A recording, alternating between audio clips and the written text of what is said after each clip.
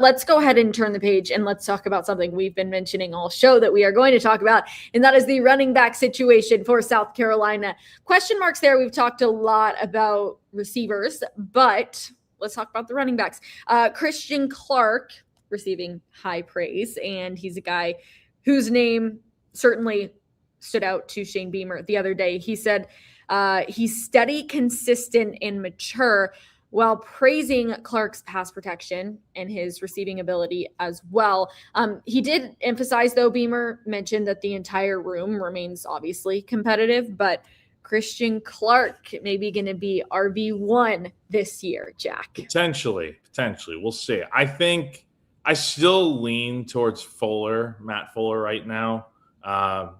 Coleman Johnson, I don't know who Duke is. Am I missing something? Does he split time with Duke until someone takes the reins? Does Matt Fuller have like a nickname or something that I don't know of? I don't know. But anyway, I'm assuming he's talking about Matt Fuller here. I think Matt probably. We'll see. I mean, ask me right now. It's either. I think it's either going to be Fuller or Clark. I feel like those are the two guys we've heard about the most.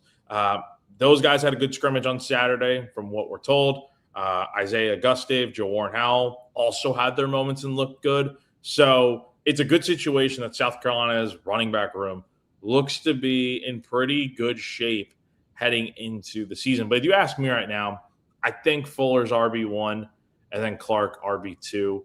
But I think they're going to be splitting the reps a lot. Kind of like what we saw 2 years ago with Rocket and Attaway. Maybe that's not the best example, but I think heading into the year, it may be a little bit of running back by committee. Those two guys get an even number of carries, and then maybe like by week 3, you kind of figure out, okay, who's performing, who's not, who takes over RB1, and then you go from there. And Shane also mentioned this yesterday. This goes for literally any position.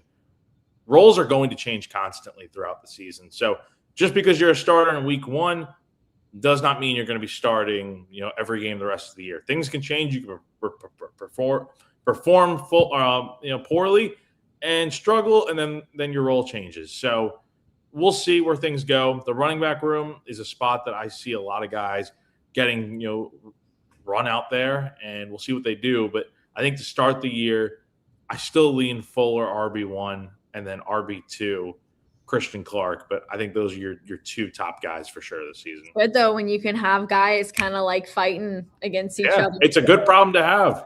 Like, you want to have that competition. You want to be able to have them again fighting for it. Like, who wants it a little bit more? And you might have games where one is a little bit better than the other, and vice versa, depending on the day, the game, the opponent.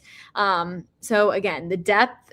What separates a good team from a great team. Okay, let's talk the defense a little bit. Hold on one second. So let's just talk about this real quick, because just want to talk about this.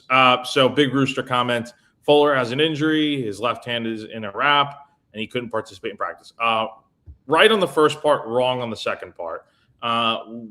So Fuller, I was out there on Sunday. He was in like the blue, I think it's like the non-contact jersey. But he was in pads. He was in full uniform like the rest of the team.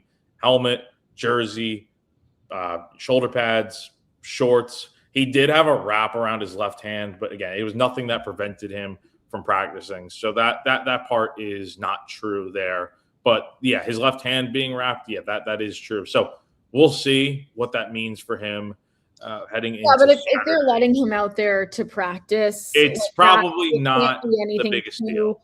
Yeah, massive or major, because they wouldn't let him even be out there, even if he's in a non-contact jersey. Like, they wouldn't let him be out there if it was something that major. And I'm sure it would have been mentioned as well in the injuries that Shane was already talking about, if it was going to be something long-term or that was really consequential for this team. So as of right now, based on all we know, we're expecting him to be ready to go come the first game of the year. And that's the plan until we obviously hear otherwise.